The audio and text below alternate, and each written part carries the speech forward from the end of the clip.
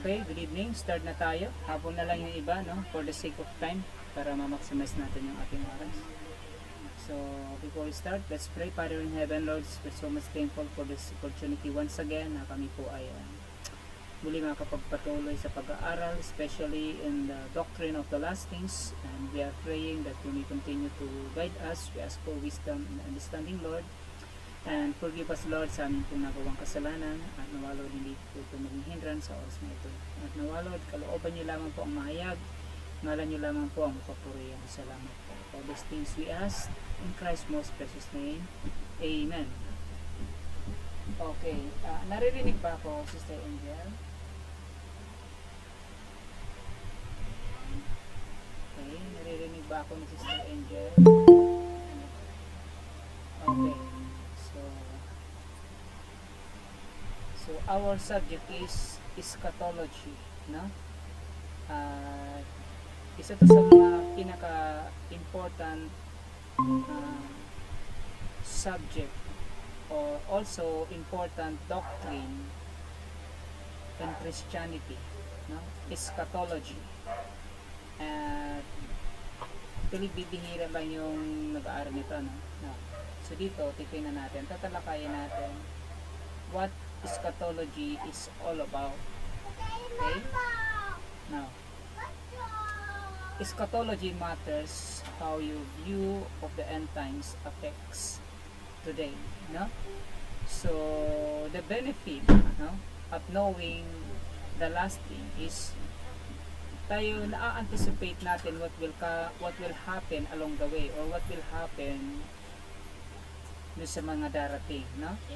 So, and at the same time, nakikita na natin, para bang na-project na natin kung ano yung mangyayari in the future. That's why we are not worrying what is happening today, no?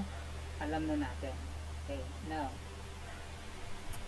what is eschatology? Eschatology, when we break the word down, means the last things, or tinatawag ditong doctrine of the last things, or the end times, no? Because eska is Greek for the last, the word last, no? Or fastest. As in the last thing on a spectrum, and ology means the study of, no? When we put the word together, we got the study of the last things, no? So, when we say the last things, ito ay tumutukoy dun sa future, no? Okay, tingnan natin. Ano ba yun? Okay, now. The interpretation of the prophecy, methods of interpretation. The most important question facing the student of eschatology is the method he used in interpreting prophetic scriptures. Tandaan po natin, the Bible is a prophetic statement, the prophetic event, no? Kaya dito makikita natin yung prophetic program, no, na ginawa ng Panginoon from the eternity past, eternity present, and eternity future, no? And eschatology is the study of the last things to come. The wide difference of use occurs because of different method of interpretation today, no? And there are two methods of interpretation which have a vital effect on eschatology. Okay? So, ano yun? Okay. Makikita natin in the Old Testament, the prophecies concerning the people of God must be interpreted their ordinary sense, as other scripture are interpreted or can be, sabi dito, properly applied to the Christian church, no? Okay. Now, okay, wait lang po. So dito, makikita natin dito, about the question of spiritualization of prophecy, no? Yung prophecy ba is literal or spiritual? They are both literal and spiritual, because what will happen in the future is a physical or literal, no? Magkakaroon ng tinatawag na Battle of Armageddon, magkakaroon ng rapture, that is literal, no? And spiritual in a sense, because ang mangyayari in the future is prior dun sa the prophecy concerning our destiny in heaven, no? This is one of the major problems in biblical interpretation and confronts everyone who makes a serious study of the Word of God. It is one of the chief keys to the difference opinion between premillennial and the mass of Christian scholars. The former reject the spiritualization and later employ it. No? So, yan. Punta na tayo sa pinaka-climax ng ating topic. So, the first method is the allegorical. No? Okay. The definition of allegorical method, Webster, according to Webster, a story in which people, things, and happenings have another meaning. Okay? And symbolical narration. So, allegorism is the method of interpreting a literary text that regard the literal sense as the vehicle for a secondary, more spiritual, and more profound sense. No? Kung titingnan natin dito in a broader sense, no? What will happen in the coming future, no? It is a literal.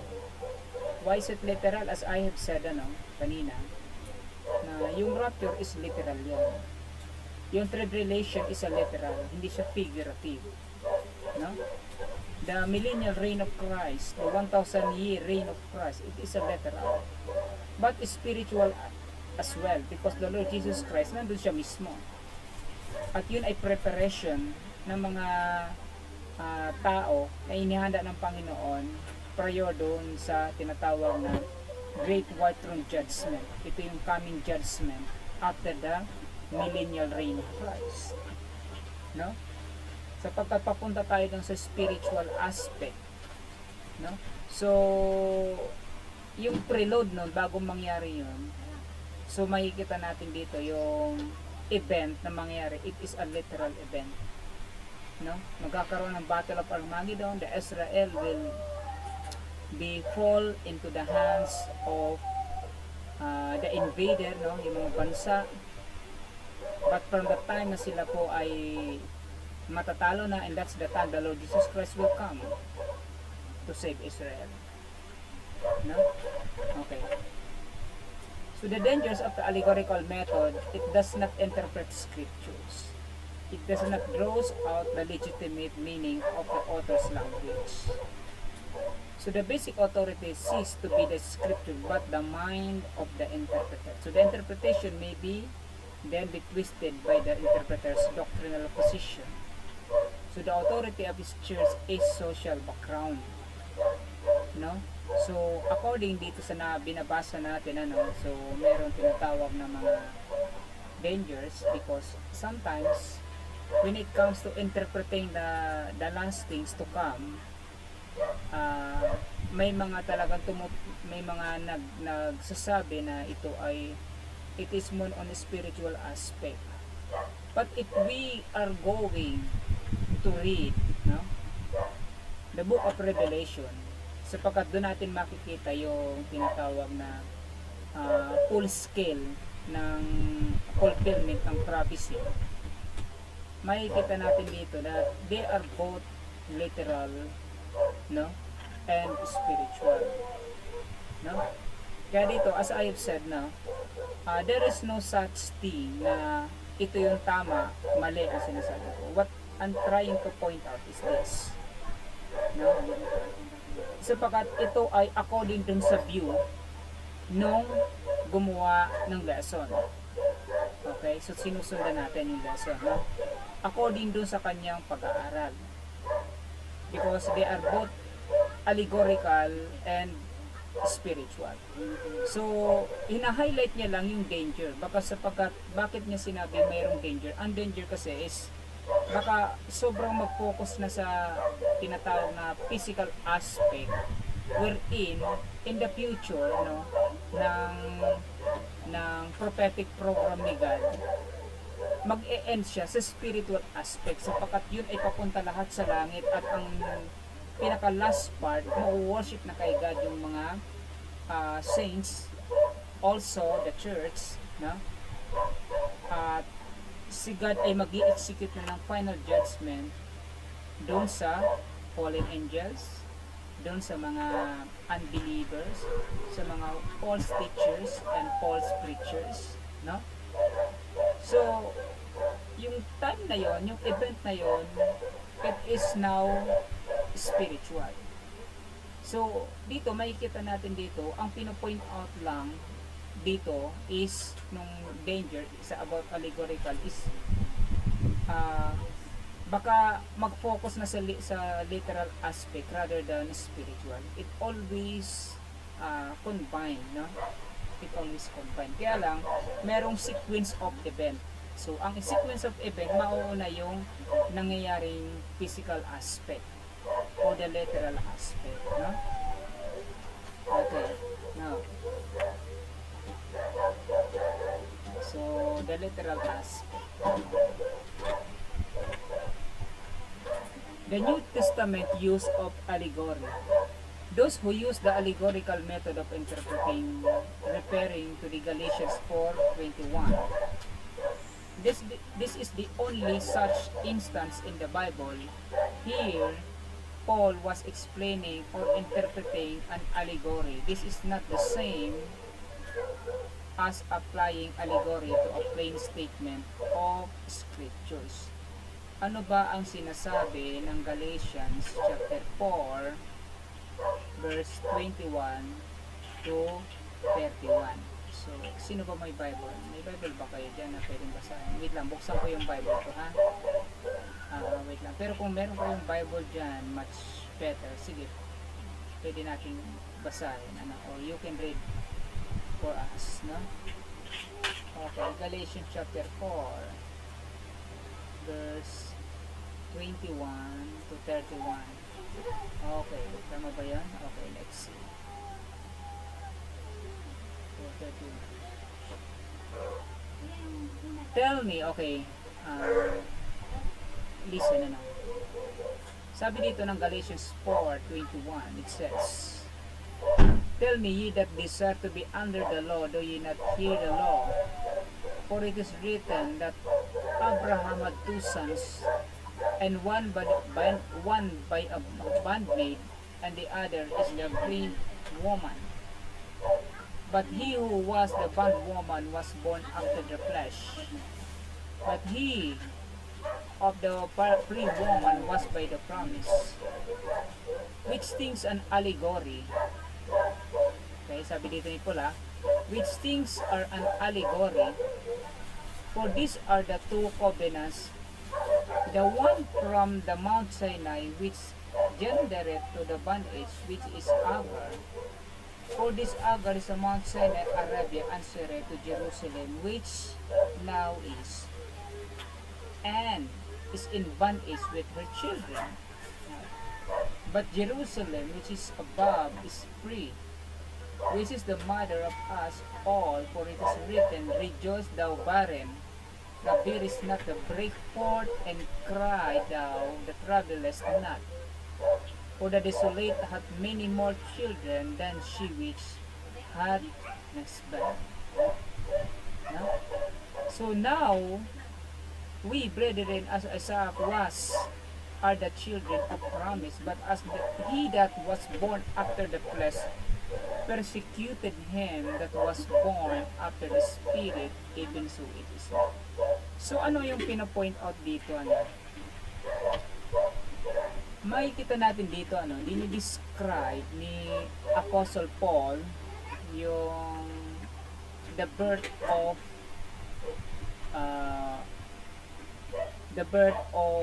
Isaac and Ishmael. So the difference of these two, no, because Isaac was born, no, they are both pinanganak sa physical aspect, pero pinoproject kasi doon ni Paul that si Isaac is a son of promise. Son of promise because it is promised by God that Abraham will bear a son. Magkakaroon sila ng anak. And that is the fulfillment of God's promise. Si Isaac. Because in line with God's prophetic program, sa kanya talaga manggagaling yung lineage ni Jesus Christ. That's why naka-attach siya sa spiritual promise ni God para sa Israel and also para sa sangkatauhan. Wherein si Ishmael, he is a son from galing sa bondwoman, no? At ibig sabihin, hindi siya yung kasama doon sa tinatawag na pinili ni God na maging bahagi ng kanyang promise. But God bless Ishmael also, no? Pero iba ang kanilang estado pagdating dun sa tinatawag na provision ni God, because only Isaac meron si God na provision, unlike Ishmael, no? So sapagkat dito rin manggagaling kay Ishmael yung ating Savior. So makikita natin as generation pass by, doon natin nakita na ang Panginoon, according to generation by generation, doon talaga ang Panginoon ang galing, no, kung i-trace natin. So it is also connected with what? Or attached with spiritual aspect, no? Kaya dito binanggit ni Paul yung sa allegory, no? Now, the definition of literal method, so the literal method of interpretation is that method, okay? Wait lang po medyo nag-ano yung aking slide. So, method that gives each word the same exact basic meaning. So, ito yung sinasabi ko kanina, no? It would have in a normal, ordinary, customary usage, whether in writing, speaking, or thinking. This is sometimes called the grammatical historical method.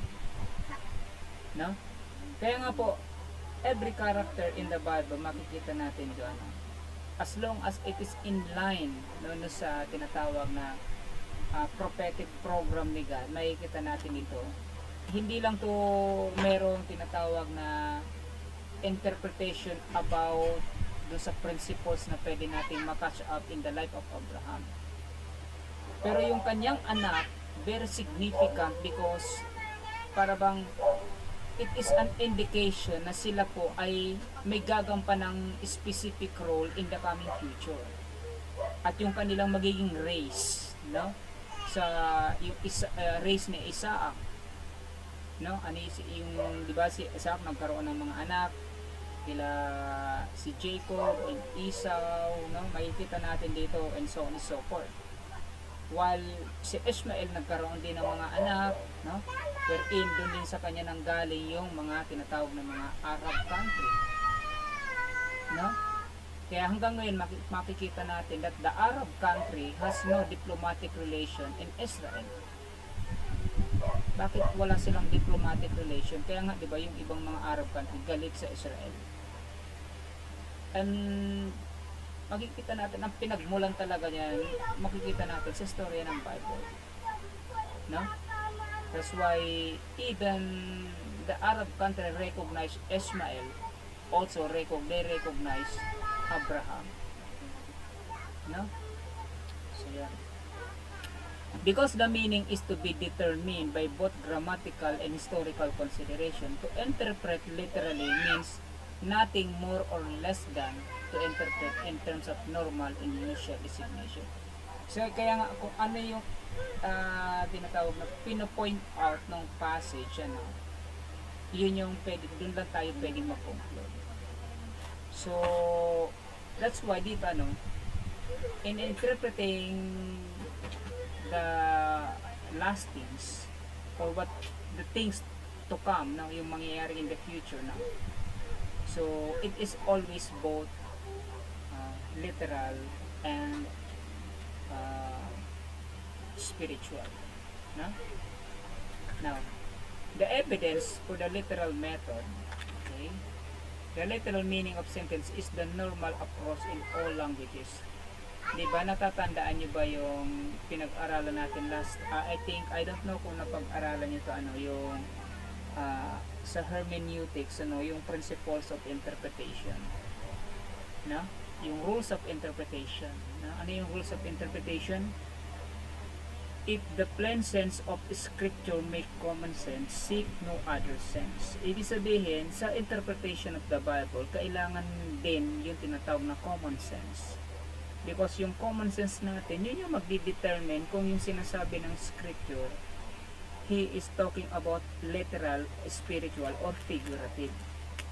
Because if the passage, no, speak of figurative sense, so i-interpret natin siya based on a figurative sense.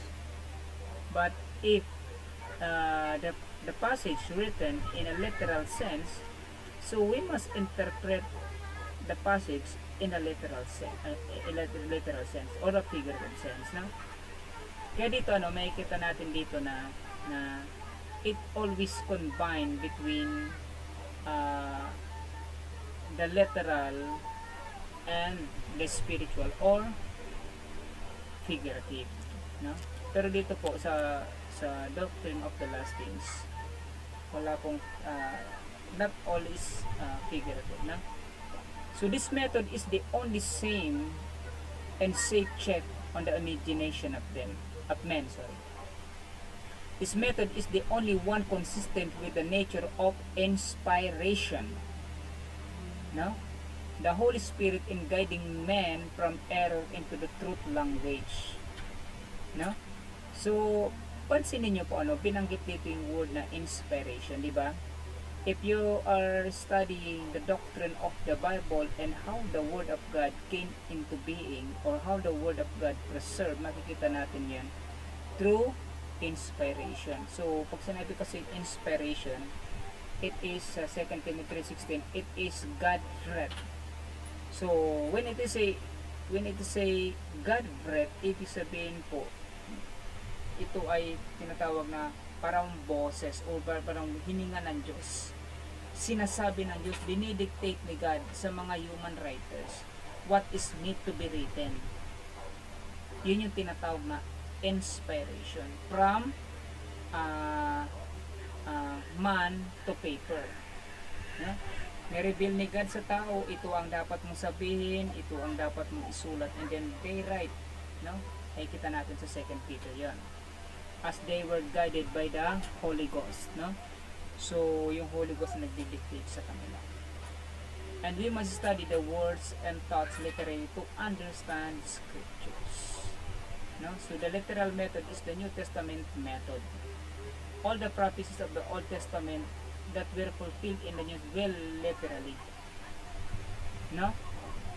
So ibig sabihin po, ang sinasabi patungkol sa mangyayari sa darating na panahon, that is all literal, wala pong figurative, no? Done so, for example, the prophecies of life, death, and work of Christ, lahat po yun hindi figurative, yun po lahat ay literal na nangyari at mangyayari, no? Okay.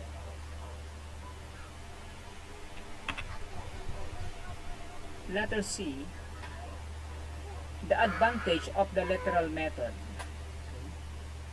It grounds interpretation in fact, it delivers us from a fancy and mysticism, no? So para bang ano bang ibig sabihin nito? Sometimes kasi may mga tinatawag na group, no?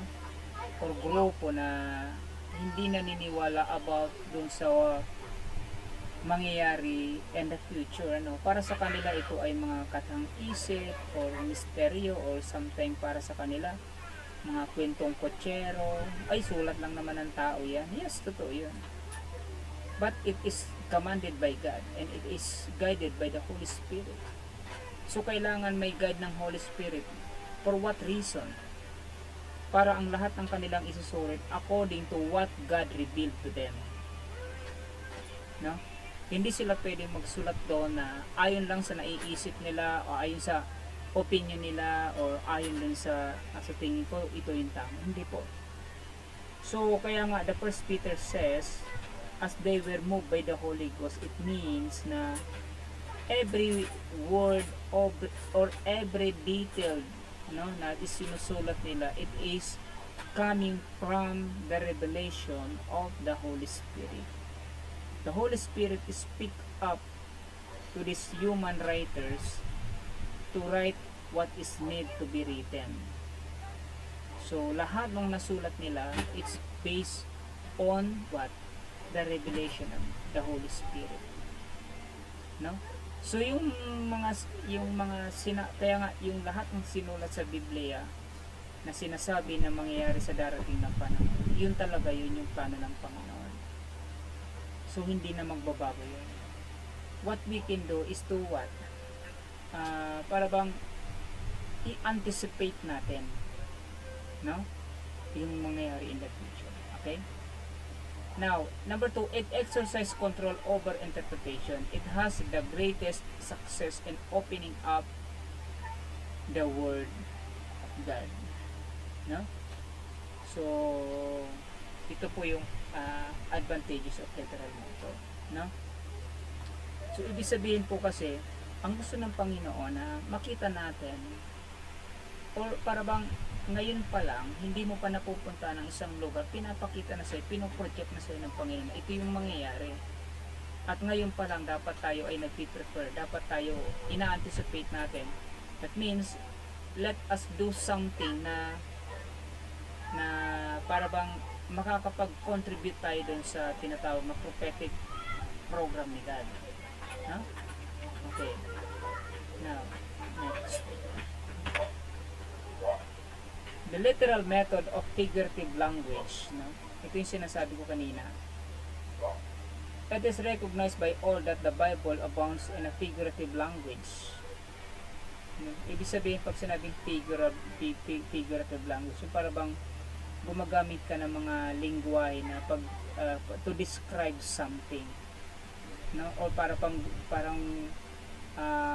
kumbaga sa hindi ka gumagamit ng mga matalinhaga, kundi parang dinidescribe mo ang isang salita para sa mas mabilis na paraan para maintindihan nila, no?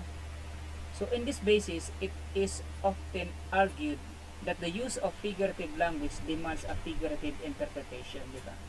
So as I have said a while ago, na if the sense or the passage was written in a figurative sense, so we have to interpret it in a figurative sense.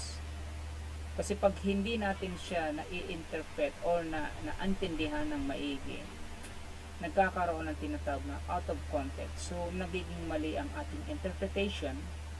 Pag mali ang interpretation, it will lead to wrong application.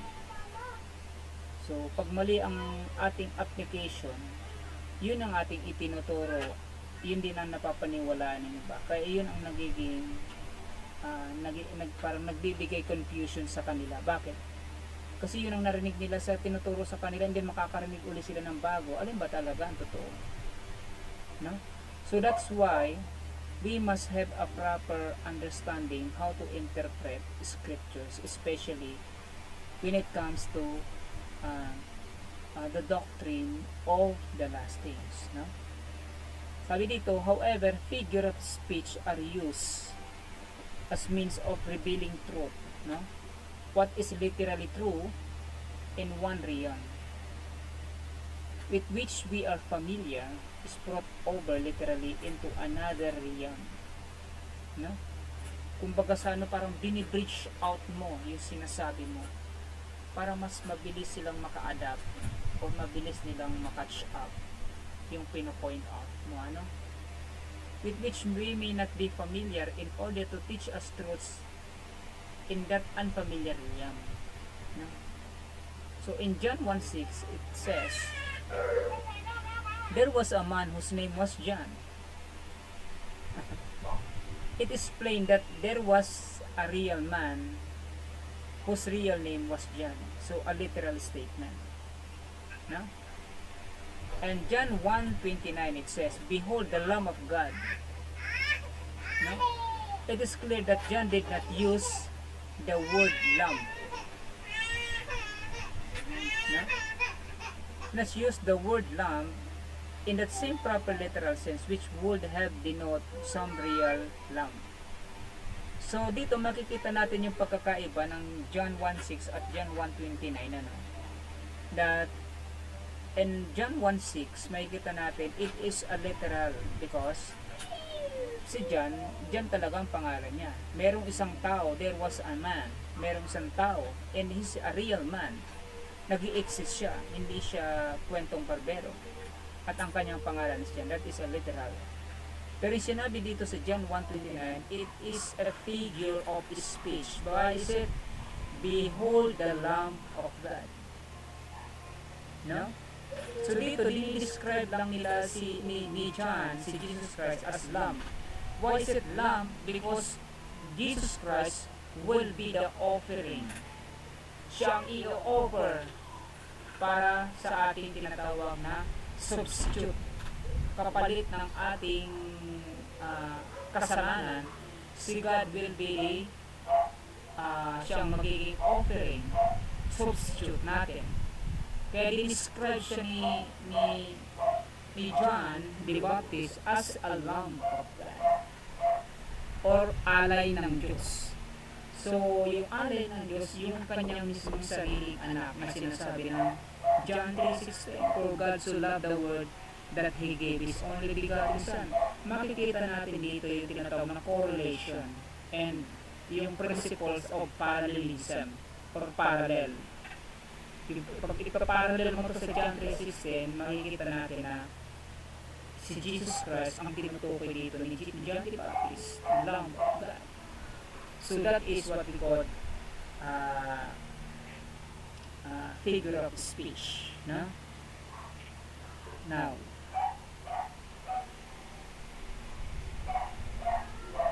but it is the real Lamb, no?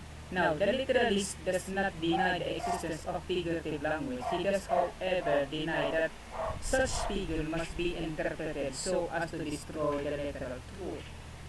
And then through the use of the figure, literal truth is to be learned through the symbols, no? So, symbolical ang ginagamit ni John the Baptist, no? Okay. And by the way, question. Okay. Wala na namang clarification. Okay. So, let's proceed.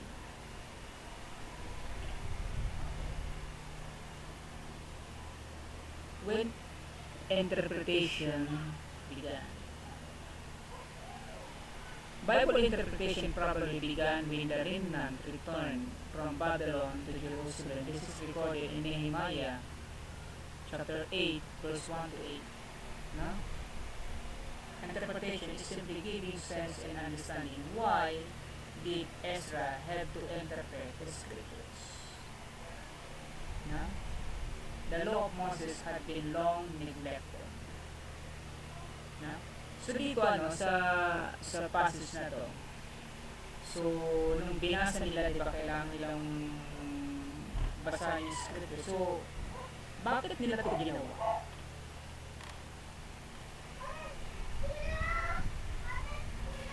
So dito sa account na to, makikita natin And by the way, sa time ni Nehemiah, ito yung tinatawag na hindi ito rebuilding the temple, kundi sila ay nag-build ng wall. No? Okay. Now, ang tanong, bakit nila ito ginagawa? Bakit kailangan i-interpret ni Ezra yung scripture? Or sabi nga dito, why did Ezra have to interpret the scriptures? Sige po. Ako yung matakot po. Nasa dispensation of grace na po tayo. Wala na po tayo sa dispensation of law.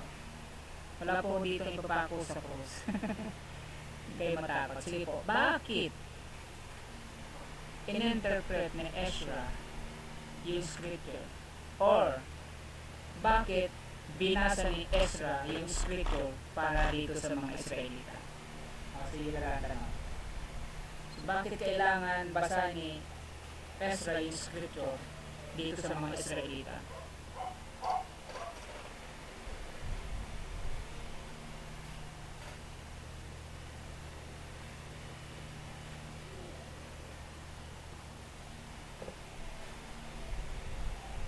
Sige po. Question and answer po tayo. Sige po. Why did Ezra have to interpret the scriptures? Question po yun. May question mark kasi dito eh. Sige po. Try natin, mag-exercise tayo ng ating buong lesson. So, try natin mag-isip, bakit kailangan ni Ezra i-interpret yung scriptures?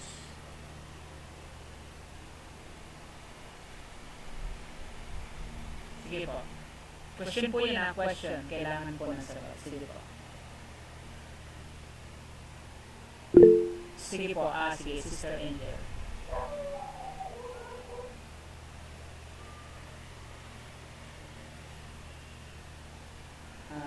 Wala po nang sagot. Baka po nakamute si Sister Angel. Nakamute. Hindi. Nakamute si Sister Angel, hindi marinig.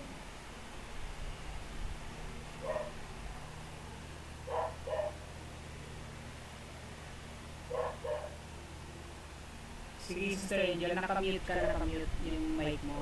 Wait lang. Yan natin, try natin.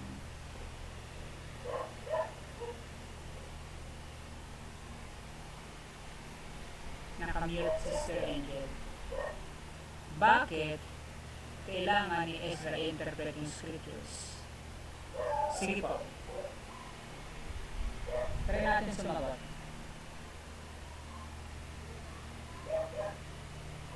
Huwag po kayong matakot ha. Sige po. Bakit kailangan ni Ezra interpret yung scriptures? This is a question, ha? Sige po. Okay, sige po.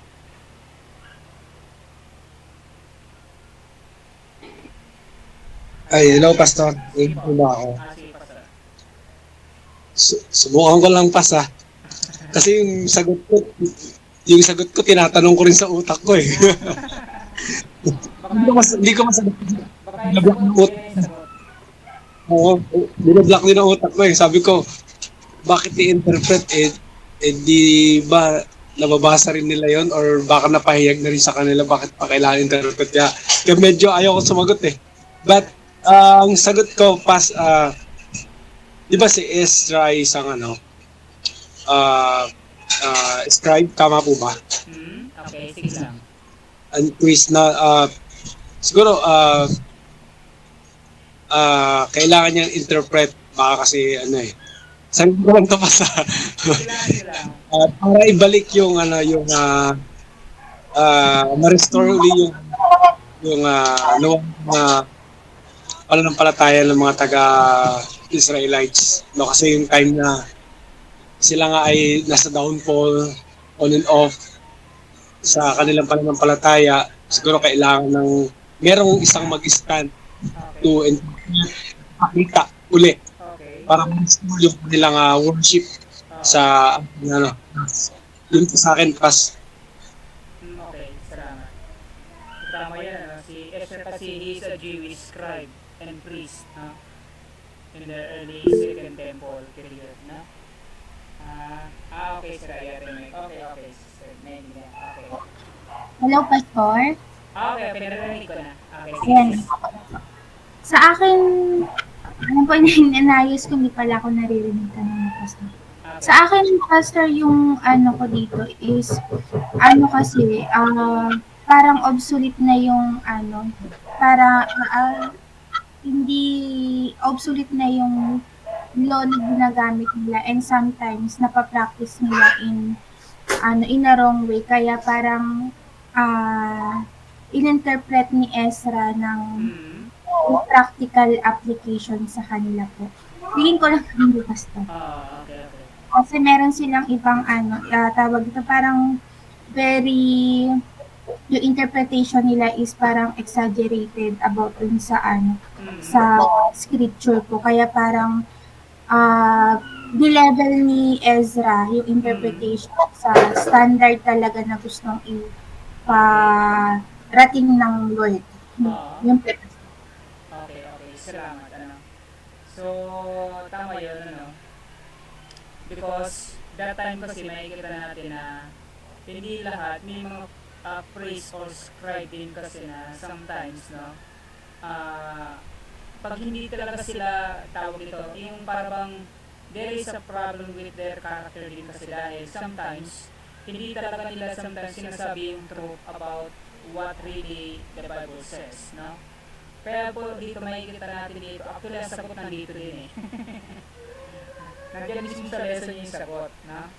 Sa tingnan pa lang kung susundan niya. Pero tama yung sagot ni Sister Angel, ito din Pastor Ray, no? Na kasi if there is a problem with the interpretation, magiging mali din ang gagawin ng mga ano. Kaya nga, so, yung law of Moses, hindi na sinusunod ng mga Israelita. Sapagkat mali sometimes yung kanila, yung pagkaka, tawag nito, yung the way it interprets God's message, hindi dun according sa intended meaning ng passage talaga. So that's why Ezra needs to clarify what the passage really talk about, no? Para mas maintindihan nila, no?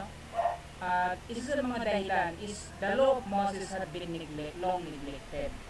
So, ibig sabihin po, yung God's revelation of truth to Moses, no?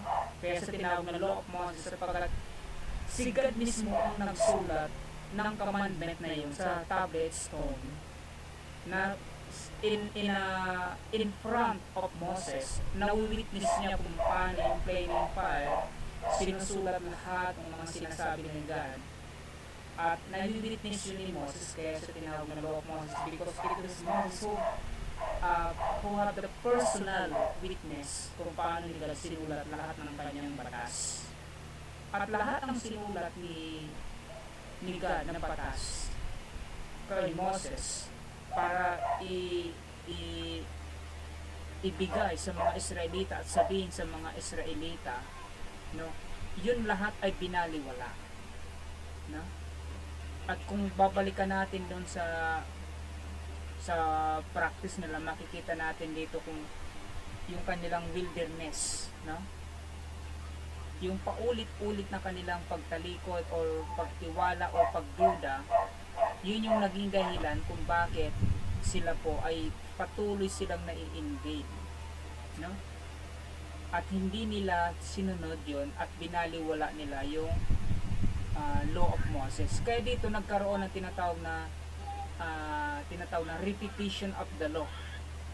Kailangan ulitin at kailangan basahin at aralin para marinig ng Israelita, because God has a covenant with Israel.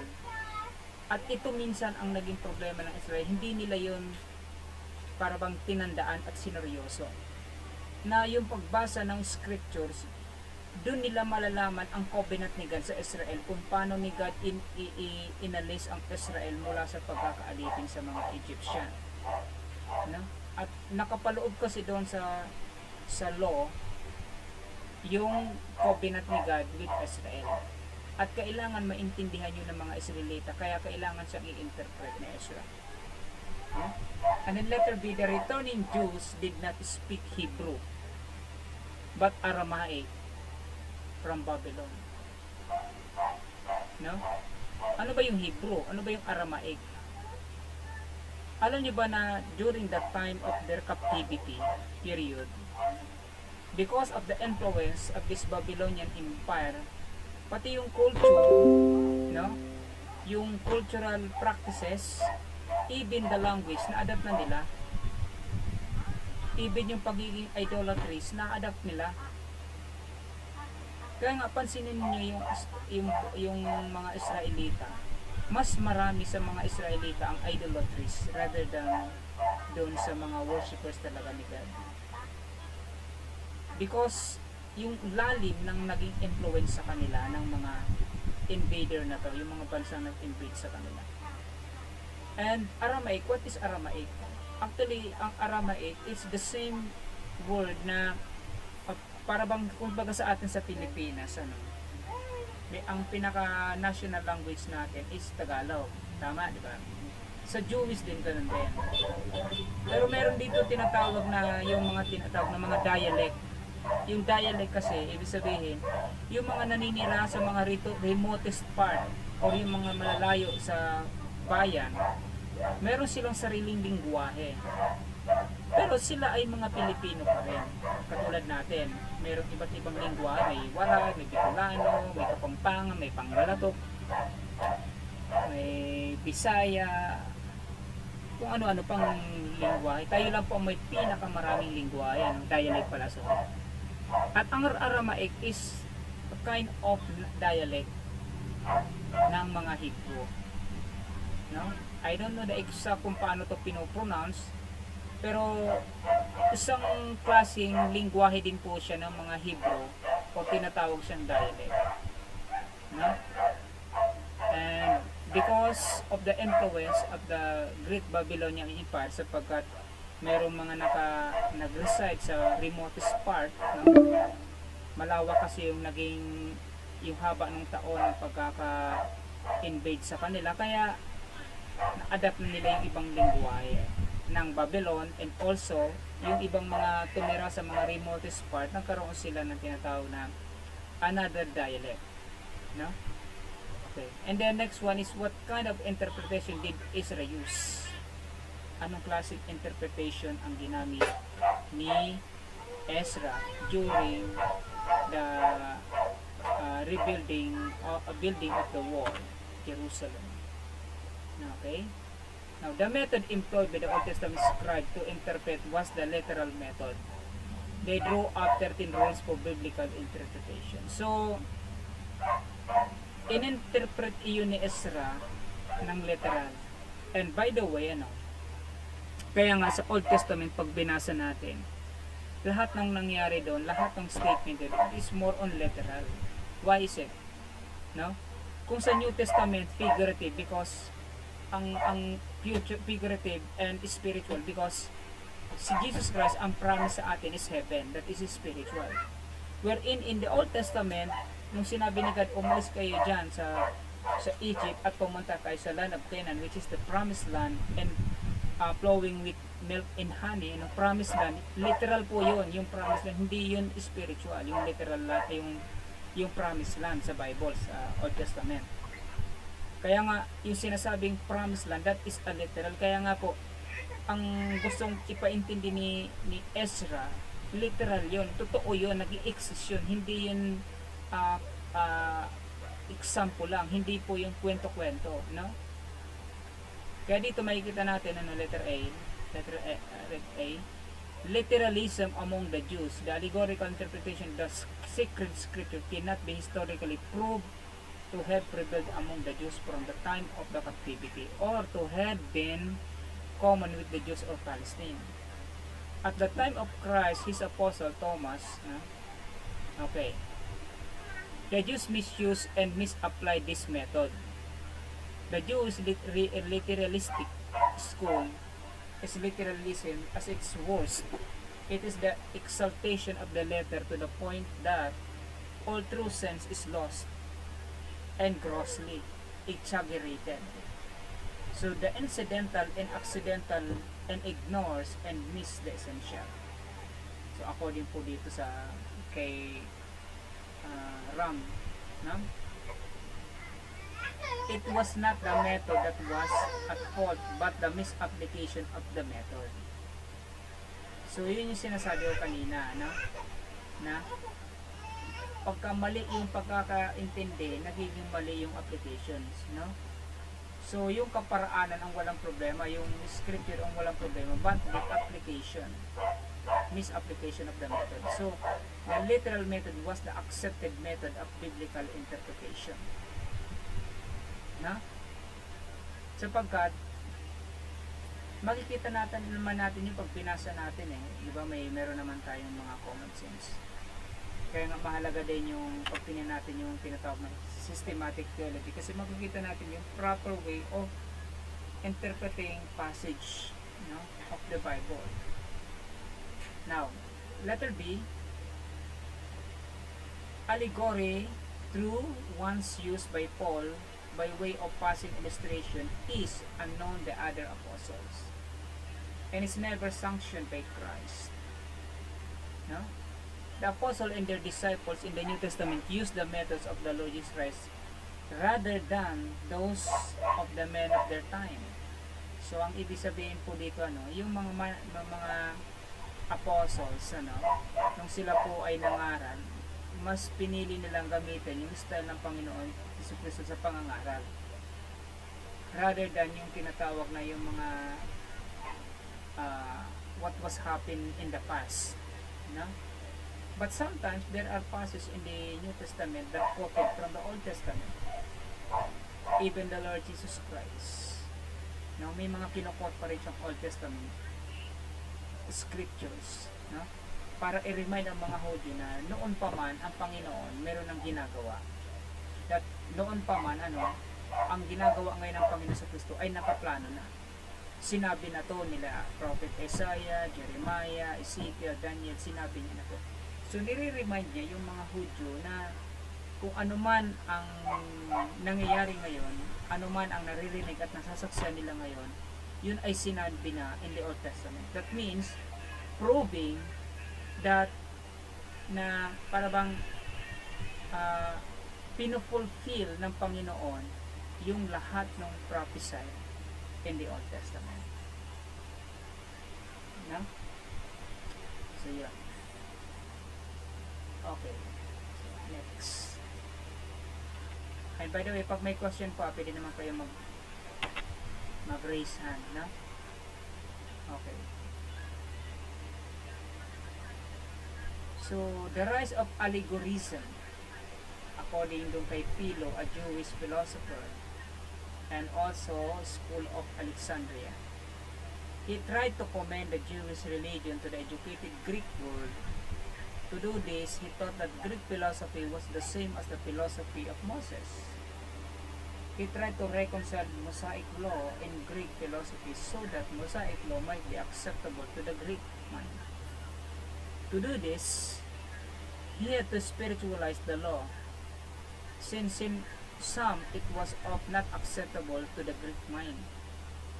So, yun po yung naging problema ng mga tinatawag na mga para bang naging nagkaroon ng different view about the literal sense and the figurative sense. So, para po sa mga Mosaic law, para sa kanila ito ay it is more on literal sense, while in the Greek mind naniniwala sila parang hindi nila accepted yung tinatawag literal. Dalawang bagay lang yan. Pag tingnan natin siya in a narrow sense, it is more on literal. Kung titingnan natin siya in a broader sense, it is both physical and spiritual. Sapagkat ang Biblia ay hindi lamang tumutukoy kung ano yung nangyari physically, sapagkat meron din siyang prophetic program na pwedeng mangyari sa atin in the future na hindi tayo mag-stay dito sa lupa kundi sa langit. At kailangan na mangyari yon, kailangan po na ma-fulfill yun. Pero yung process para mangyari yon, minsan nasa how the apostle or the disciples para bang dinescribe yung mangyayari in the future. Kaya nga even Paul sinabi niya, I show you a mystery. Minsan kasi para bang hindi lubos maintindihan ng mga Hudyo na kung ang tinutukoy ng Panginoon is spiritual or literal. Kaya nga si Nicodemus nung sinabi ng Panginoon na nagtanong si Nicodemus, paano ba pumunta ng langit? Sabi ni Panginoon, except a man be born again, he cannot enter the kingdom of God. So para bang doon, dinradrive siya ng Panginoon sa spiritual aspect. So ang pagkakaintindi ni Nicodemus is a literal. Paano yun? Kailangan mo bang pumasok uli sa tiyan ng sinapupunan ng magulang para ipanganak na muli? So makikita natin doon na hindi kasi nila makatch up yung pinopoint out ng Panginoon. No? Kaya kailangan minsan ng Panginoon na parang gumamit ng mga figure of speech.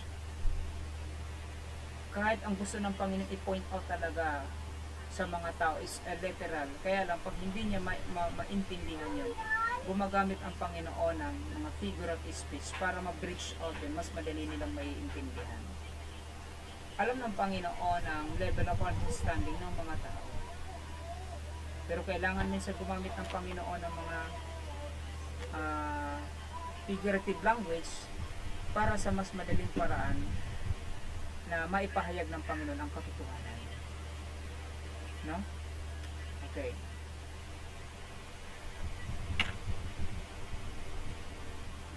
And then the origin.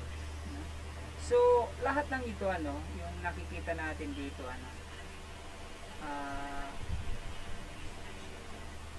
ito yung mga kanilang, according to sa kanilang personal views, no, about dun sa literal interpretation. Okay? So, hindi na natin isa-isa, sobrang dami po nito. So, yun yung kanilang mga views. No? Yung ba talagang mangyayari in the future, yung ba talaga ay spiritual, yung ba talaga ay literal, na totoong mangyayari. Okay. Ang sagot dyan, basahin natin ang Book of Revelation sapagkat nandun ang sagot eh.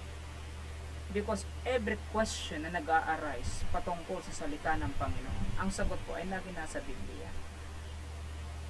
Pwede tayo magbigay ng personal opinion natin, but it doesn't matter kung ang Biblia lang ang magsasabi kung ano talaga ang tamang sagot. So, magbase na lang tayo sa Biblia. No? Okay. Now, the Dark Ages. In this period, it became an established principle that the interpretation of the Bible had to adapt itself to tradition and to the doctrine of the church. Principles of biblical interpretation. No? So, kailan ba nangyari yung tinatawag na Dark Ages? So, sino ang may idea? And by the way, baka po mamaya mag-cut off yung ating pong klase, So, dalawang link po yung binigay namin. So, this is the first link, no? Because 1 hour kasi free Google lang ginagamit natin. So, 1 hour. So, after this 1 hour, so, pasok po tayo sa second link, no? So, doon natin i-continue yung ating lesson. So, anytime pwede po ito mag-shut off. Okay? Just in case mag-shut off, pasok po tayo sa kabilang link na. Okay. Now. Okay, balik tayo dun sa question. Kailan nangyari yung Dark Ages? Kasi ito na yung tinatawag na transition period event before the transition period, So, before the transition period, nagkaroon ng tinatawag na Dark Ages or what we call the 400 silent years. No? So, sa pagkakaroon ng 400 silent years, no? So, bakit merong ganitong event? No? Bakit merong ganitong event? So, pwede naman na dire-direction na lang, di ba? Pero bakit nagkaroon ng event? At ano yung event na nangyari during Dark Ages? Okay, sige.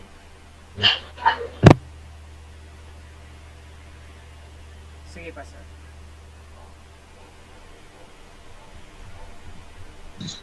Hindi kinausap ng Diyos, nagparamdaman ng Diyos sa mga tao.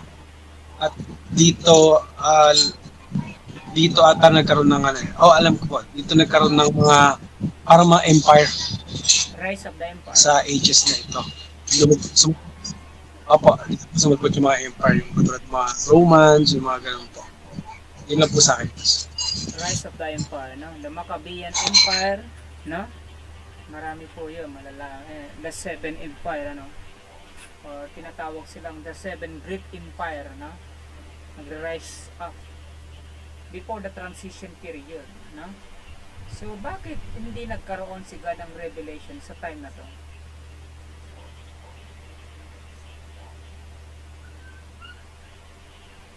Ano yun? Parang rest day, ano? Parang rest day, ano? So, sa inyong palagay, bakit hindi si God nakipag-communicate sa time na to? And bago pumasok ang New Testament, before the birth of the Lord Jesus Christ, ano? Sapagkat pumasok ang New Testament during the birth of the Lord Jesus Christ. At makikita natin yan sa book of Matthew, ano? Okay? At from the time of the birth of the Lord Jesus Christ, doon na nag-umpisa yung tinatawag na beginning of the New Testament. And that was the time of the fulfillment of the prophecy of the prophets, no? Yung prophecy ng mga propeta na yung ina-announce nila in the Old Testament na magkakaroon ng isang batang lalaki na ipapanganak. So, from that moment, the birth of the Lord Jesus Christ,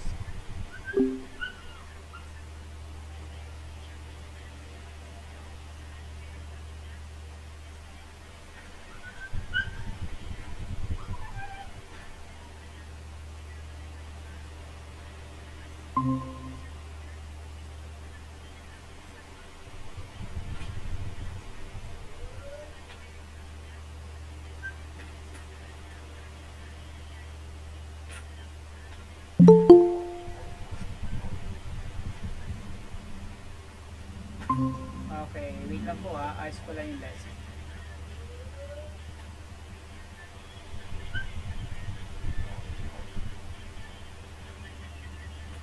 Saan ba tayo na?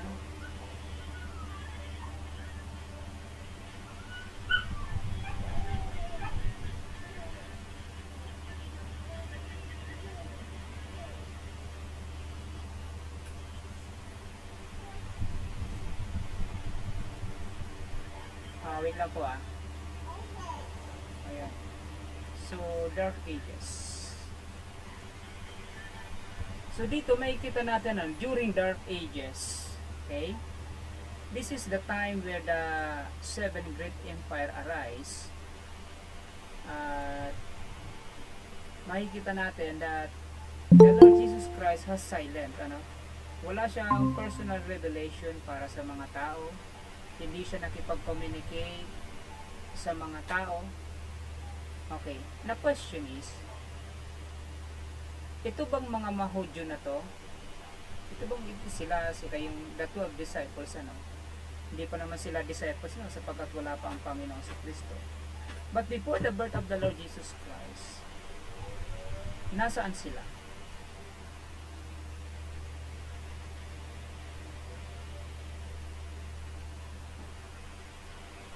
Parang hirap naman ang tanong, ano? Yung bang mga naging disciples ng Panginoong sa Kristo, bago ang Panginoon ipanganak, nasaan sila?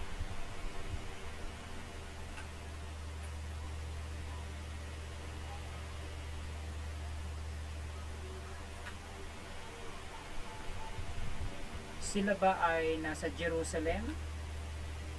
Sila ba ay, what do you call that? Slave? Kung sila ay slave, anong bansa? Anong empire ang nakakasakop sa kanila?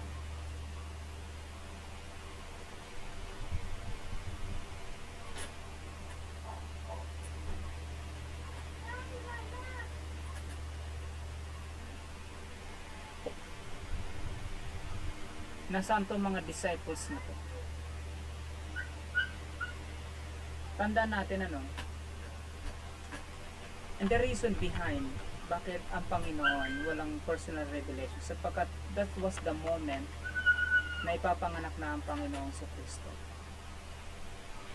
Kaya nga hindi na siya busy. So inaantay na lang ni God that the Lord Jesus Christ will come out, no?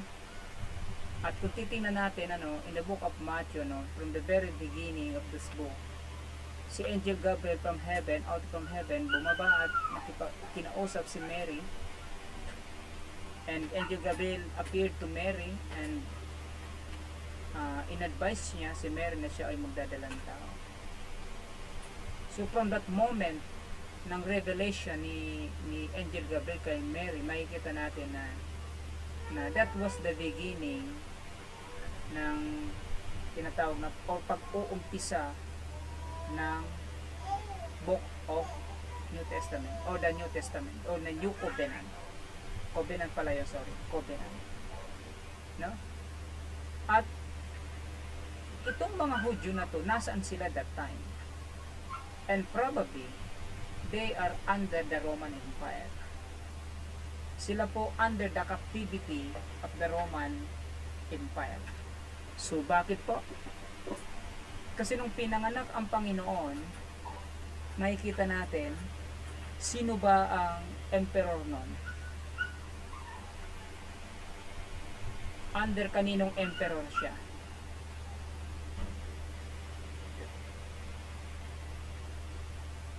Sino ba yung emperor ng Roman Empire na gusto magpapatay kay Jesus Christ? Si King Herod po. Herod. Yes. Si King Herod. And during that time, ang mga Hudyo po, matindi pong persecution or something na parang matindi ang pinagdadaanan nila. Bakit? Kasi kung susundan kasi natin yung mga nangyayari sa buhay ng Israelita bago pa sila umabot dito sa darkest period.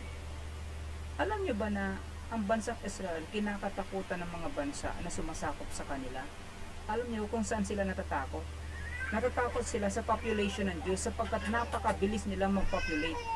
Even in the time na sila po ay nasa Egypt, ay kaya anong sabi ni Paraon?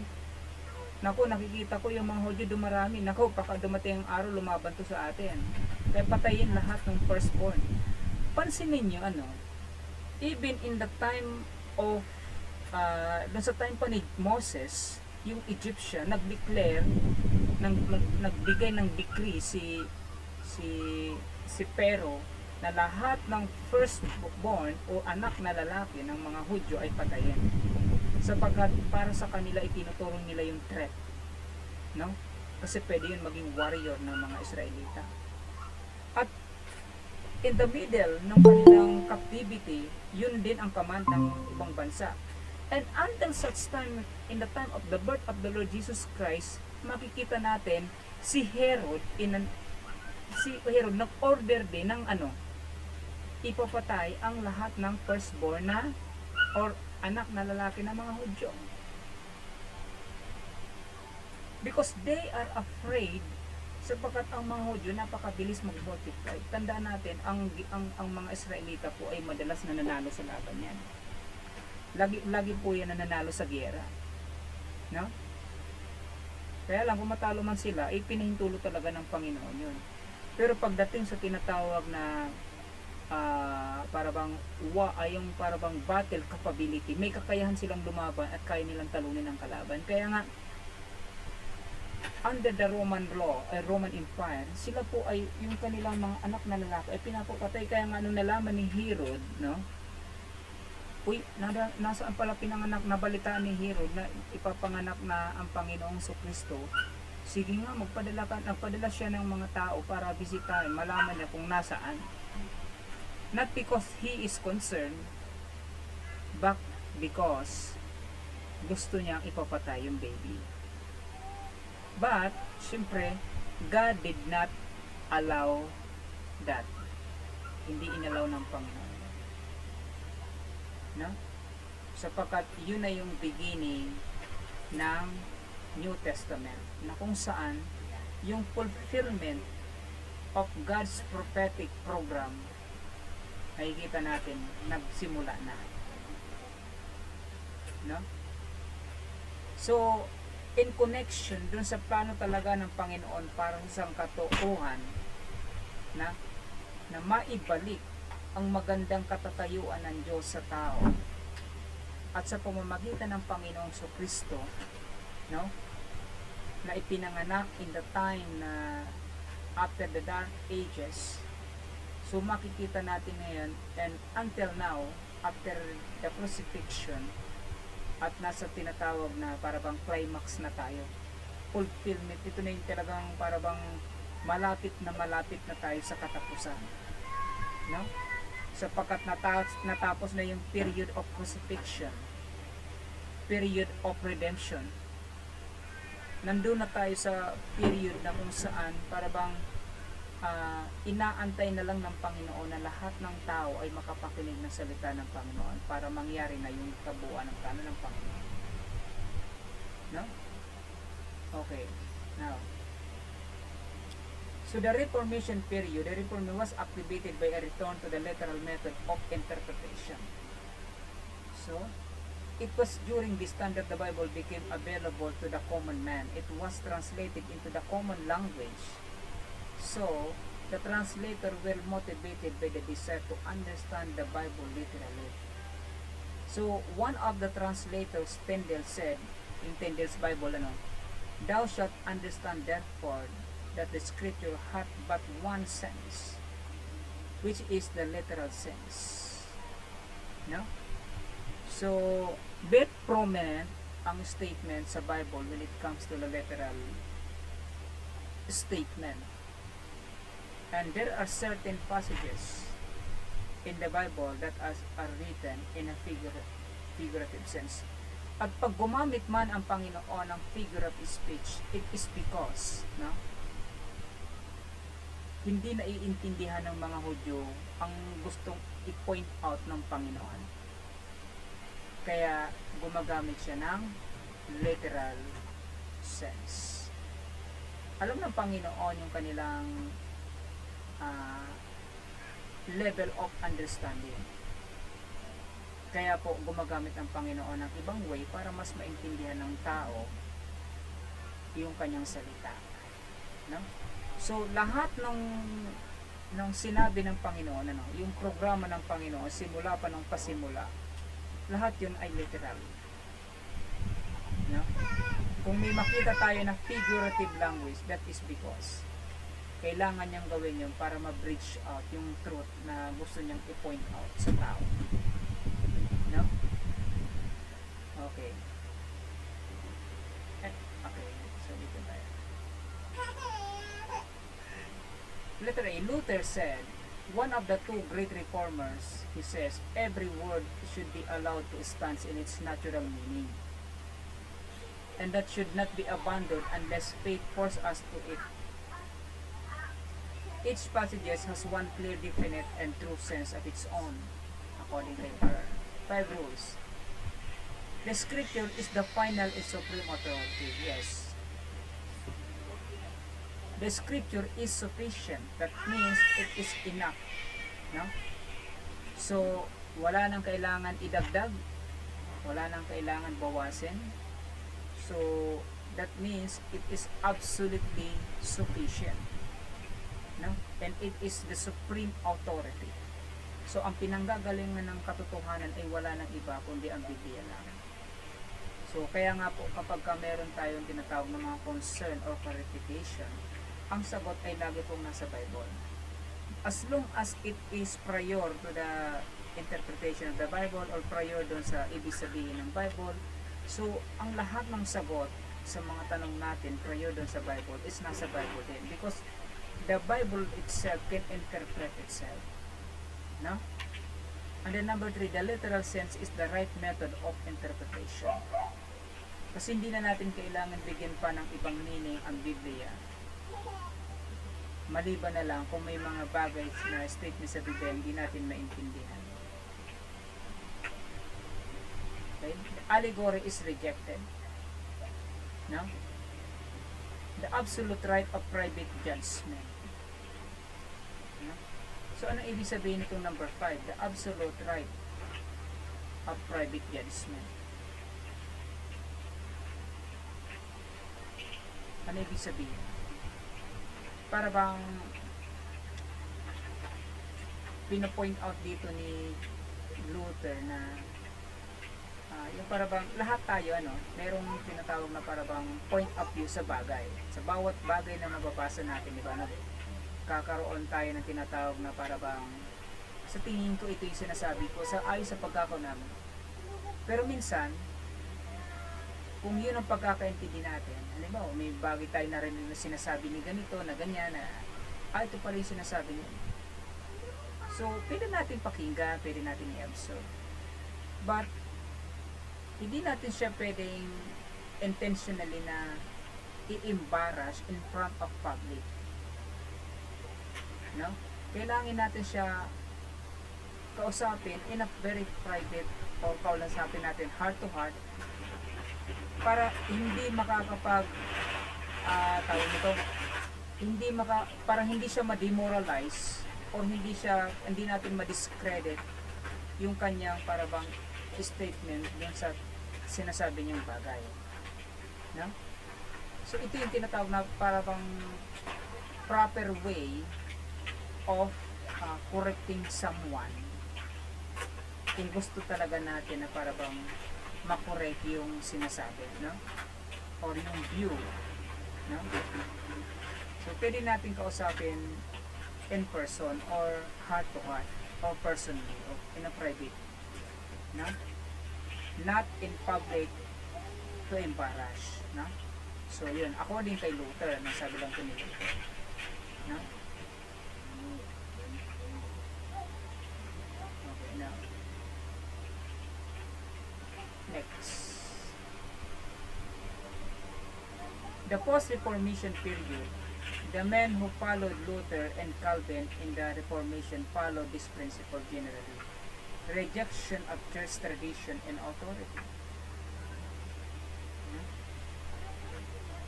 So, during that time kasi before our time,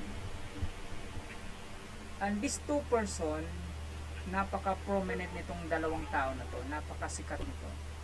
Sikat sila, kinikilala sila because of their biblical or theological belief or theological para bang views, no? Kaya sila ay nakilala. But these two has a different views on a theological method, no? Okay. So makikita natin dito kaya sabi dito, the men who followed Luther and Calvin in the Reformation followed this principle generally: rejection of church tradition and authority, rejection of avoidance of this allegorical method, a study of original languages, a close attention to literal sense, a belief in the authority and sufficiency of the Bible, and also a study of the Bible as a whole. So, ibig sabihin, ang lahat o ang sinuman na naniniwala o ina-adapt yung turo ni Martin Luther at turo ni John Calvin, ibig sabihin, itong mga naniniwala sa dalawang tao na to, ibig sabihin, itong anim na to ang kanilang nagagawa. Ito yung anim na nagiging bunga ng pagsunod nila kay John Calvin at kay Luther. Nire-reject nila yung church tradition in authority, nire-reject nila yung tinatawag na allegorical method o literal method o literal interpretation, at nire-reject nila yung pag-aaral ng original language. Also, hindi sila after doon sa tinatawag na literal sense, because for them, they believe that all scripture is written or prior only to the spiritual sense.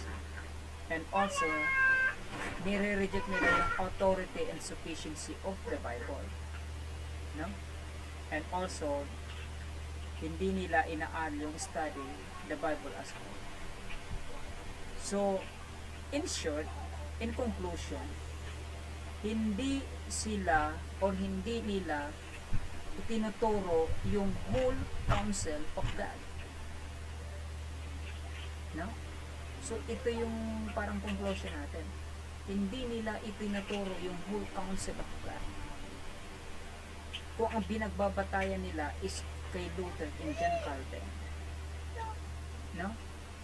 So that is why kaya nga tayo ay binibigyan ni God ng guide for us to understand and learn how to understand the Bible, no?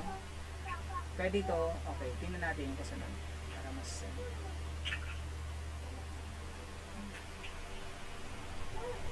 all interpretation began with the literal interpretation of Ezra, no? And this literal method became the basic method of the Old Testament scribes. So, okay, so yan. So, para bang ano natin, tawag nito, summary na natin yun, ano? Okay, sapagkat ang pino-point out lang nila doon, itong dalawang tao, ano, na kapag tayo po ay nakikinig lamang tayo dun sa kilalang taong tagapagturo, ay ito popular to, ay ito hinahangaan to ng iba. Kaya minsan, sa sobrang paghanga natin dun sa mga tao na yon, no? Sapagkat popular siya, kinikilala siya ng mga tao, minsan hindi na natin tinitingnan o chinecheck kung tama ba o mali yung kanyang sinasabi. Hindi na natin dinodouble check kung yun ay biblical, doctrinal o hindi. Sapagkat alam kasi natin sikat yung tao na yun, he is a man of integrity, and because of his popularity, hindi na tayo tumitingin doon. Basta anong sinabi niya, paniniwalaan natin. Kaya po, doon nagkakaroon ng tinatawag na pagkakahati-hati ng paniniwala ng Christianity regarding doon sa interpretation of the prophecy. And that is the danger, no? Bakit? Kaya nga sabi ng Panginoon sa atin, individually, dapat binabasa natin ang Biblia. Because without proper understanding of God's scripture, lagi tayo magpo-fall doon sa tinatawag na parabang kung ano yung sabihin ng taong leader natin, yun na lang paniniwalaan natin. And that is the danger. No? Kaya po, tandaan natin hindi po lahat ng itinuturo ni Martin Luther or ni John Calvin ay mali. And there are only some of the doctrinal statement na not parang hindi harmonious or hindi tumutugma doon sa sinasabi talaga ng Bible, no? Pero yung kanilang pamamaraan ng pag-i-interpret, yun po ang tawag doon is a system of study. System po yun. Pero hindi po yun yung tinatawag na standard o talagang ito lang ang totoong ibig sabihin ng wala nang iba at lahat ng mag-aaral ng Biblia doon nasusunod. Hindi po. Because every person na mag-aaral ng kanyang salita o ng salita ng Panginoon, God has a personal revelation to him. At maiintindihan mo, makikita mo yung katotohanan dun sa salita ng Panginoon. Kaya nga pag nag-aral ka ng personal mo, meron kang ibang matututunan. At yung matututunan mo, pag ikinumpir mo yan doon sa mga nakinig ka sa ibang mga talagang nagtuturo din ng tama, makikita mo, nakukomplement. So, ibig sabihin, nakukonfirm mo na yung revelation ni God sa'yo, para bang, doon mo nalalaman na si God nagre-reveal sa'yo ng bagay na karunungan na makukonfirm mo yan. Pag narinig mo sa iba na tinuturo, ay tama pala yung pagkakaintindi ko. Inaral mo eh. So, ibig sabihin, yun yung confirmation. So, that's why, no, I always encourage every student na dapat talaga meron tayong sariling pag-aaral. No? Pwede ako magkamali sa sinasabi ko, sa tinuturo ko. Pero kung meron tayong sariling pag-aaral, no, makikita natin na yung tinatawag na parabang the beauty of God's Word, makikita mo yan, ikaw mismo ma-appreciate mo yan eh. Mas mapapa-thank you ka kay Lord pag ikaw mismo inaral mo sarili mo at may natutunan ka. And sometimes, yung pastor or teachers, ginagamit lang yan ni God na instrument. Pero hindi dyan nakasalalay ang kabuuan ng learning natin. Nasa sa ating sariling pag-aaral pa rin. No? What we can give to the student is the key, yung susi, kung paano i-unlock, paano yung sistema ng pag-aaral. Pero yung magla-launch ka na doon sa mga natutunan mo, ikaw na yun, para bang ikaw na mismo yung mag-unlock ng iba pang mga bagay na gusto mong matutunan. So yun yung role ng teacher, no? Okay, so hindi natin uh, nire-refute yung sinasabi ng mga nagtuturo sila John Calvin or ano. What I'm trying to point out is this, no? Na pag nag-rely tayo sa sinasabi nila, magiging contradict yung pag minarinig tayo yung iba naman ang itinuturo. Okay? Pero pag ikaw mismo nag-aral sa sarili mo, makikita mo yan, makukonfirm mo yan na tama ang pagkakaunawa mo, tama ang nireveal sa ni God. Pag narinig mo yan na itinuturo ng iba parehas. Bakit? Kasi yun ang sinatawag na leading ng Holy Spirit. Yun yung tinatawag na wisdom. No? Okay. So, next part. Rules for interpretation of prophecy. Punta na po tayo sa prophecy. No? Okay. Now, according to Perry, no, first we should assert the historical position of the prophets. No? Kaya nga po, mahalaga na babalikan natin lagi what was happened before. At titingnan natin yung bawat events. Kasi doon natin a-identify kung ano talaga ang pinapatungkulan ng isang statement. No? Sapagkat yung eschatology, napakahalaga na maintindihan natin kung ano pa talaga ang tinutukoy ng eschatology. Ano ba talaga ang totoong mangyayari? Totoo ba talaga na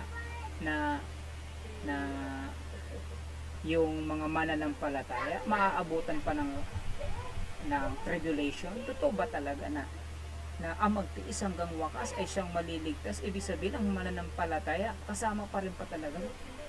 Hindi pa reperes ang dun eh.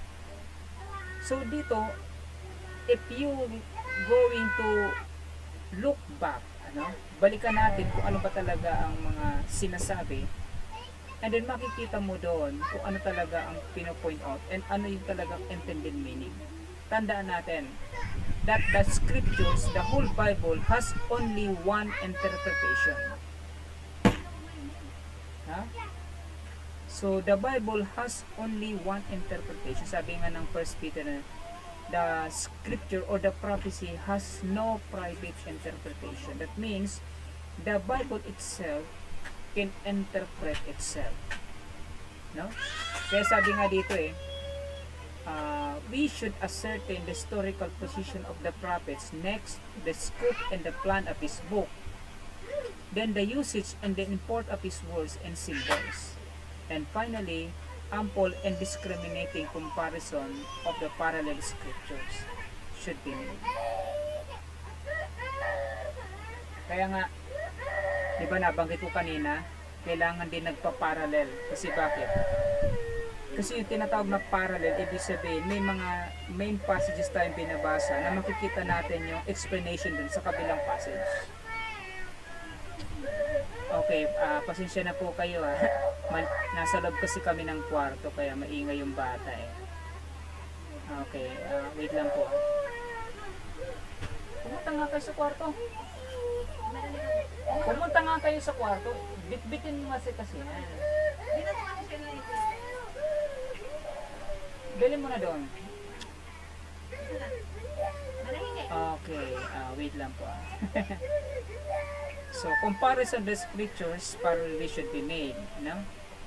At kailangan din dito ng biblical hermeneutics, no?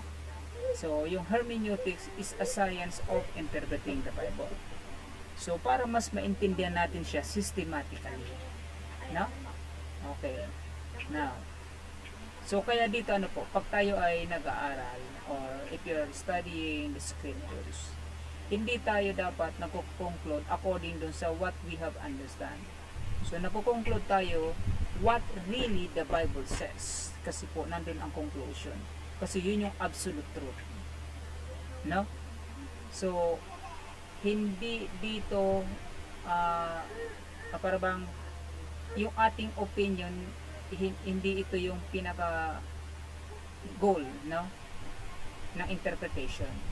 Yung ating pong view hindi po yung goal ng interpretation, kundi ang goal ng interpretation dito what the Bible really says, no? sapagkat ang intention ni God ay malaman ng tao kung ano ang gusto ni God sabihin. Okay? Interpret literally. The reason of the allegorical method is used almost without exception is a desire to avoid the obvious interpretation of the passage. Kaya nga, for example, may sinabi si God, no, sa Bible na I forgot the exact passage about ito po ay literal, no? Sabi nga ng Panginoon I forgot the exact passage. Nasisip ko na kanina, bigla na lang nawala. Okay, anyway. So, literal interpretation. So, dito, bumabalik tayo sa hermeneutics. So, ibig sabihin, kailangan natin balikan yung step-by-step process on how we interpret scriptures. No? Kasi sabi dito, the allegorical method has been kept alive because of the desire to bring the teaching of scriptures into harmony with some predetermined system of doctrine instead of bringing doctrine into the harmony with the scriptures. No? In the interpretation of prophecy that has not yet been fulfilled, those prophecies which had been fulfilled are to form the pattern. So the only way to know how God will fulfill prophecy in the future is to ascertain how He has done it in the past. No? So, kaya po, dito, para bang ipinapakita sa atin na, kunyari, yung Bible, yung Bible po, hindi niya po ini-interpret yung history. Okay? So, if you're going to, if meron kang Bible, the Bible has not interpret history. Kundi, pag binasa mo yung Bible, yung history ang nag-i-interpret ng Bible. Baliktad lang, binabaliktad lang. Kasi yun talaga yan. No? Okay? Para nagugulan. Nagugulan ba kayo sinasabi ko? No? The Bible, okay, did not, or hindi niya ini-interpret yung history. Okay? Pag nagbasa ka ng Bible, hindi niya ini-interpret kung ano yung nakikita nating event, hindi niya ini-interpret yung history, kundi yung history sa Bible na binabasa natin, yun yung nag-i-interpret po sa Bible. Ini-interpret niya yung salita ng Panginoon. So, opposite po yung principle nun. Medyo magulo lang, mahirap lang intindihan. Pero, but if you're going to, pag binalik-balikan mo, ang ibig sabihin talaga nun, ang history na binabasa natin ngayon, na nangyari noon, dun mo makikita kung paano ini-interpret ng history ang Bible. So, yun lang yan. No? Balik-balikan nyo na lang para mas maintindihan. Okay? So, dito po tayo magtatapos sa part na to. Interpret according to the harmony of the prophecy. Okay. 2 Peter 1:20-21. Ang sabi po dito, no private interpretation. Okay? There are several well-defined laws for the interpretation of prophecy. So the scripture itself lays down the first and most essential of all. Peter tells us in his second letter that no prophecy of the scripture is of any private interpretation. No?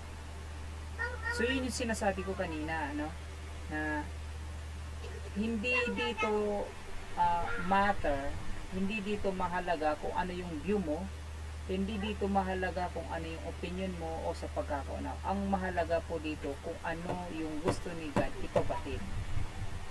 No? So by this is not meant that no private individual can interpret prophecy. No? So the idea intended by the apostle is that no prophecy of the word is to be interpreted by solely with reference to itself. So malinaw, ano po? So mas maganda pa lang term na ginamit ko kanina, prophecy, hindi Bible, ano. So yung story, hindi ini-interpret yung prophecy, kundi yung prophecy, hindi ini-interpret yung history, kundi yung history ang nag-i-interpret ng prophecy. Yun pala dapat. Okay, sorry. Ayan po yung tamang term, ano.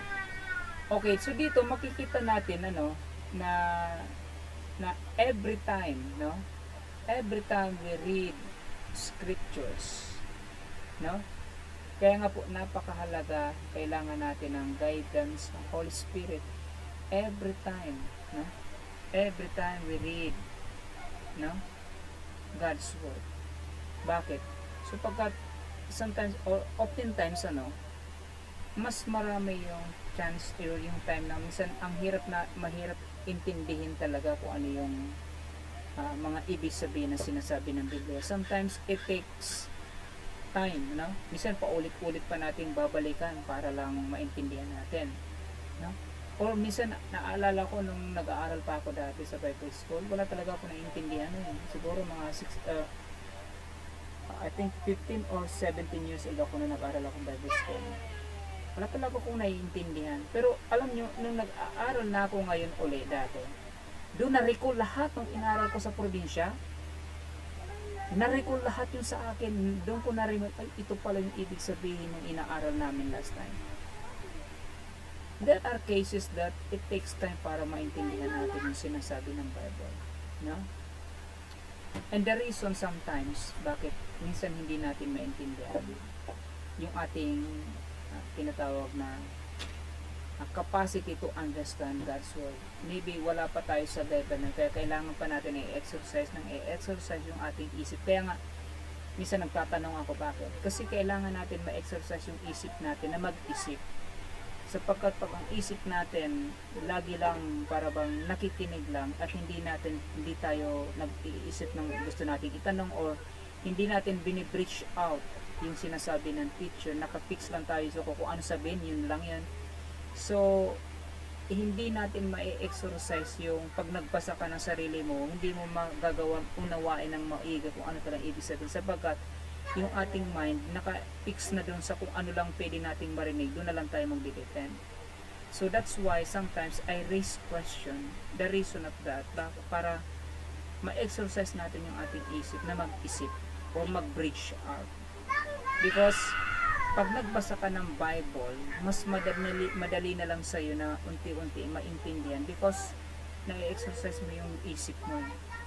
And that is the reason na kailangan natin magbasa at kailangan natin sometimes para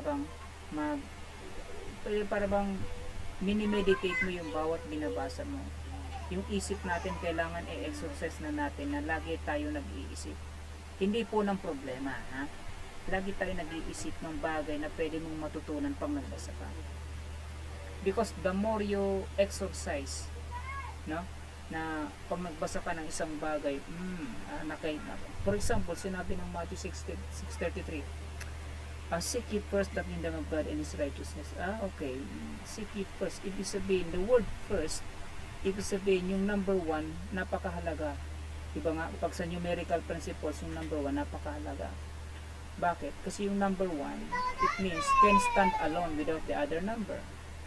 Diba?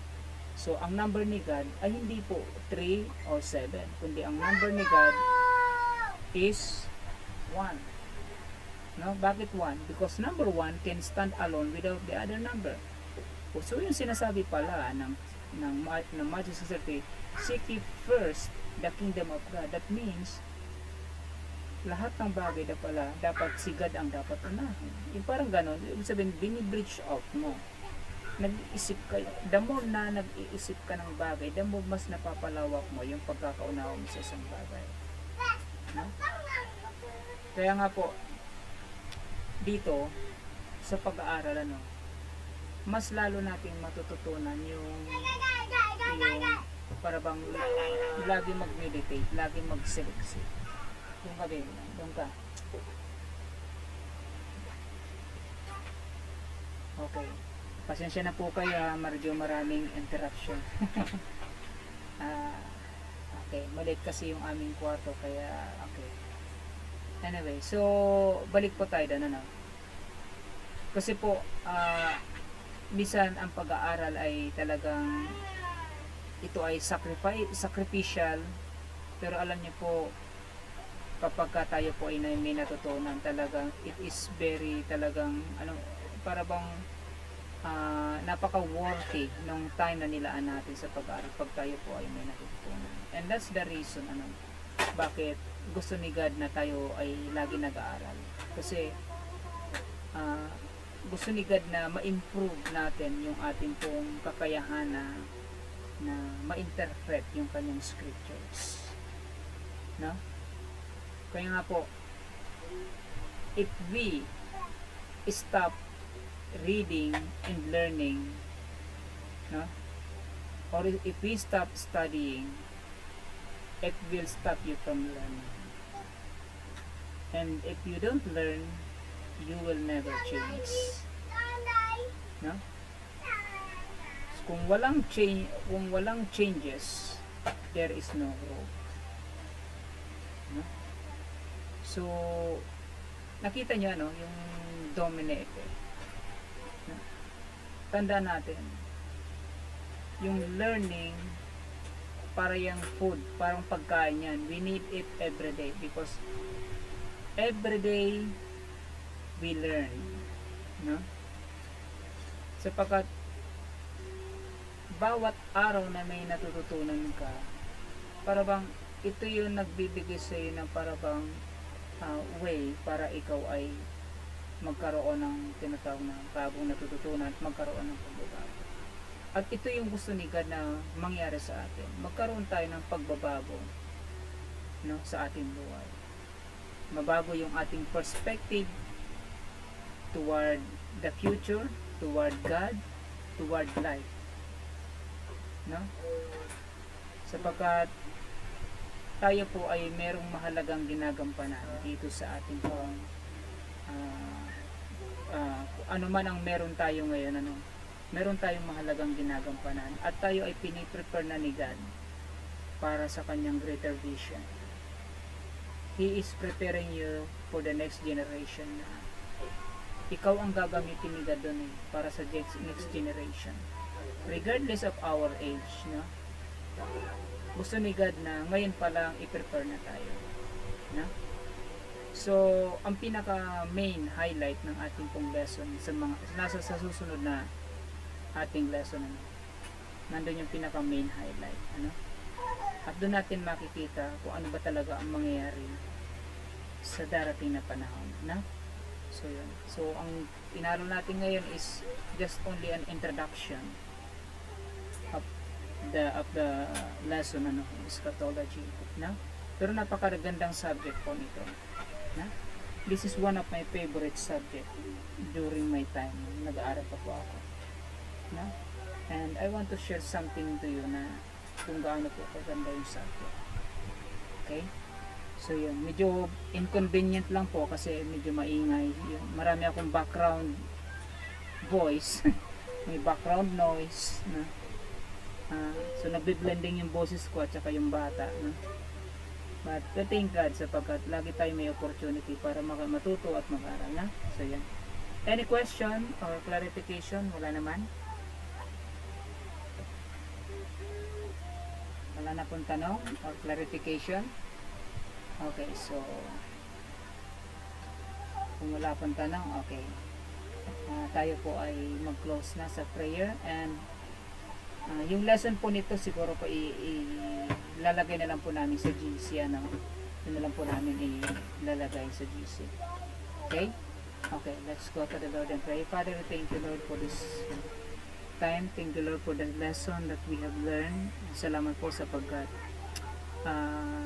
patuloy Panginoon na nire-remind nyo kami what will happen in the future and as we go through Lord to this life, samahan nyo po kami Panginoon at nawa Lord patuloy namin na i-uphold yung teaching mo at patuloy kami Panginoon na ah, manatili sa iyong kalooban, na hanggang sa pagdating mo, Lord, kami po ay matagpuan yung nagtatapat na naglilingkod po sa inyo. At patuloy niyo kami, Panginoon, bigyan ng lakas, patuloy niyo kami bigyan ng karunungan, upang, Lord, sa aming buhay, kami po ay maging pagpapala, maging channel ng iyong mensahe, upang, Lord, ang iyong pagmamahal ay mapaabot namin, Panginoon, sa mga tao hindi pa po nakakakilala po sa inyo.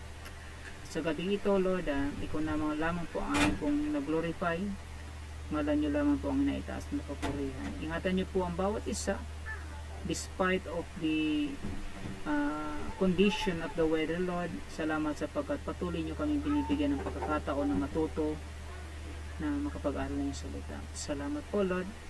Hanggang sa susunod namin pag-aaral, Lord, ikaw ang patuloy na manguna sa amin. Salamat po. In Christ's most precious name, Amen. Salamat po sa bawat isa. Thank you po, Pastor.